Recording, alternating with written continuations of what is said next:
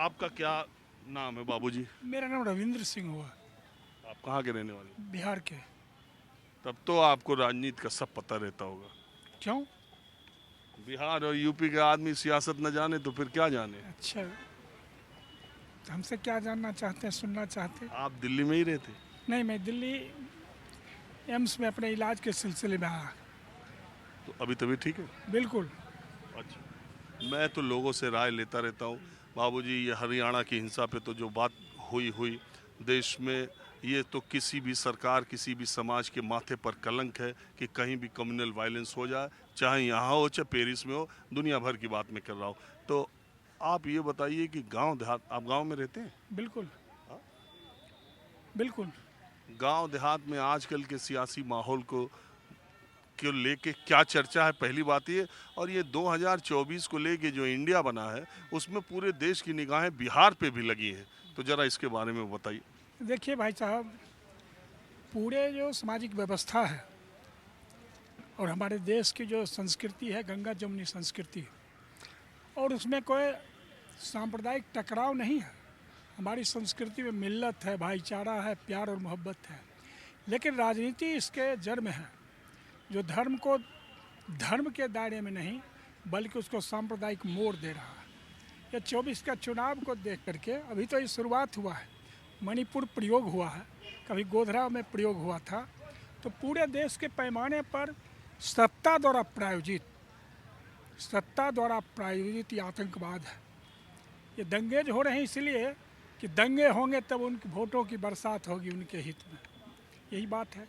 इसीलिए आप इसको ऐसे कहते हैं, लेकिन बहुत सारे लोग कहते हैं कि एक लंबे समय तक तथाकथित सेकुलर पार्टीज ने जो अपीजमेंट, जो तुष्टीकरण की राजनीति की, उसका फायदा दूसरे पक्ष को मिला है कि आज मेजॉरिटी को कंसंट्रेट करने में वो सफल हुए हैं। और क्यों ना एक जो मेजॉरिटी का धर्म है उसको एकत्रित करने की कोशिश की गई। क्यों? अब आप देख ही रहे हैं क्या क्या बातें हो रही है। अब अभी चुनाव के अभी आने का है, तब तक योगी आदित्यनाथ ने ज्ञान, ये सारे जो घटनाक्रम है पिछले 48 घंटे के है कि ज्ञान वापी को लेकर के वो अपनी बातें कहने लगे, जो आज तक नहीं कही अब वो ज्ञान वापी पे कहने लगे। आप देख रहे हैं। तो कई बार तो लोग कहते हैं कि आपको ही जो लोग सुनेंगे वही कह देंगे यही तथाकथित सेकुलर लोग, टुकड़े टुकड़े गैंग के लोग।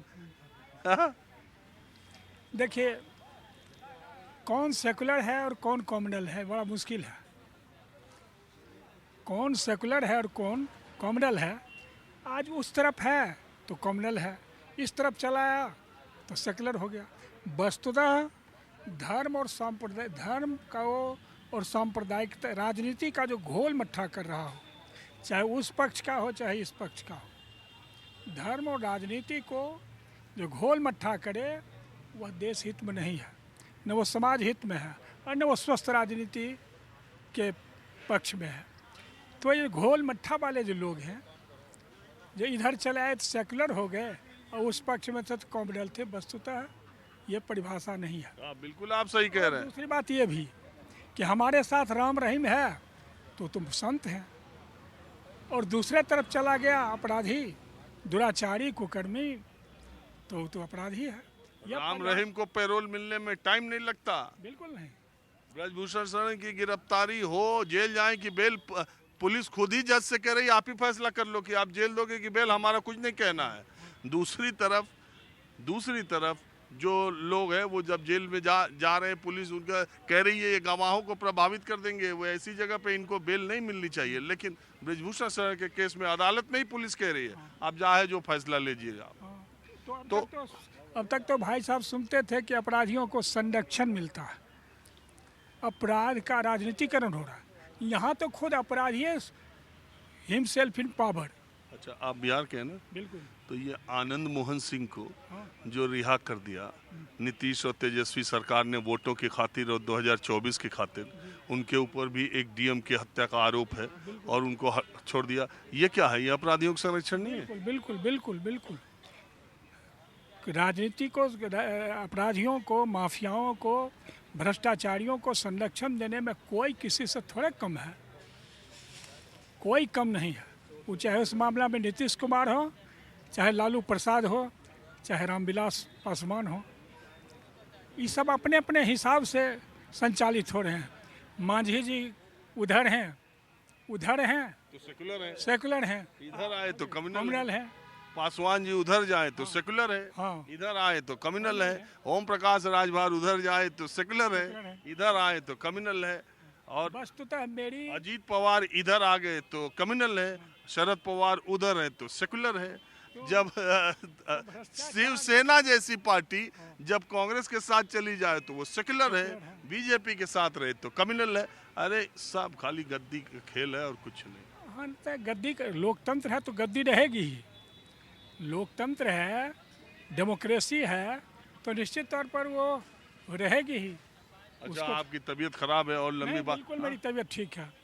और जब राजनीति की बात हो तो और लंबा चले। बिल्कुल जितना करिए। और 2024 में आप 2024 जानिए, हाँ, सेकुलरिज्म का और सेकुलर की परिभाषा हमारी दूसरी है, समझ गए। हम लोग जो सेकुलरिज्म का जो अर्थ समझते हैं कि ये संपूर्ण जगत भौतिक है और सारी पृथ्वी पदार्थ की गतिविधि की तस्वीर है, और इस भौतिक संसार में आत्मा परमात्मा कोई सुपर नेचुरल इंटिटी नाम की कोई चीज़ है ही नहीं। और धर्म विशुद्ध व्यक्तिगत मामला है।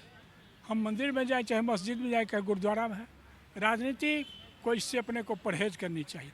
जब ये घोल मट्ठे की बात आएगी तो मजहब नहीं सिखाता आपस में बैठ करना वाली बात वो कोठी के कंधे पर चली जाएगी।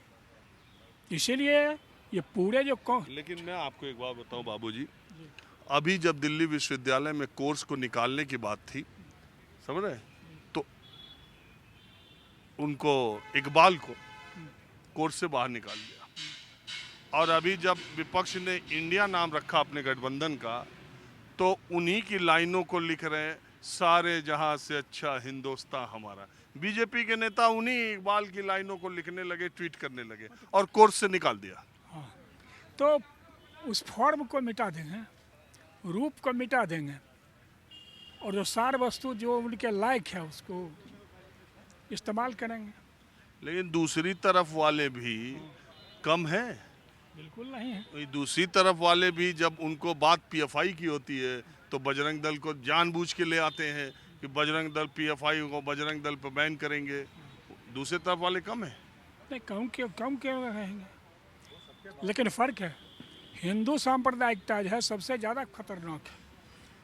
और सांप्रदायिकता का जहाँ तक प्रश्न है, वो हिंदू सांप्रदायिकता हो चाहे मुस्लिम सांप्रदायिकता, कहीं से भी दोनों में कोई सांप्रदायिकता देश हित में नहीं है।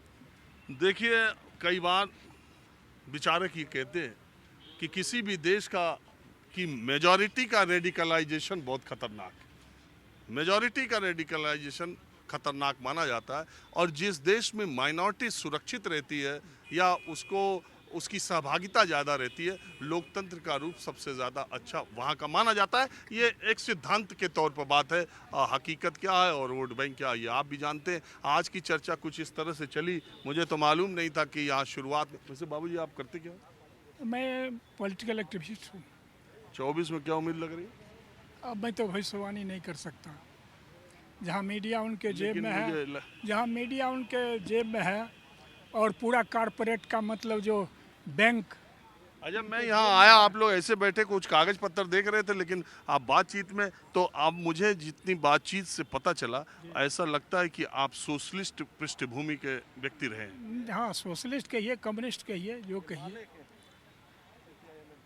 CPI-ML अरे हम तो सोशलिस्ट तक ही सुने, आप तो एकदम एक्स्ट्रा लेफ्टिस्ट निकल गए। ये समाजवादी विरासत से। ये कोई बात नहीं, अपनी अपनी जो राजनीतिक पृष्ठभूमि है उसके हिसाब से लोग बात करते हैं। कुछ और लोग आ गए। यूपी का, आजमगढ़ का। हाँ, तब तो आप कैफी आजमी के। हाँ, कैफी आजमी, शबाना आजमी, उनकी पुत्री राहुल सांकृत्यायन, अयोध्या सिंह हरियौत और राहुल सांकृत्यायन, विभूति नारायण राय, बहुत बड़े, अमर सिंह अभी परसों उनकी। जी जी,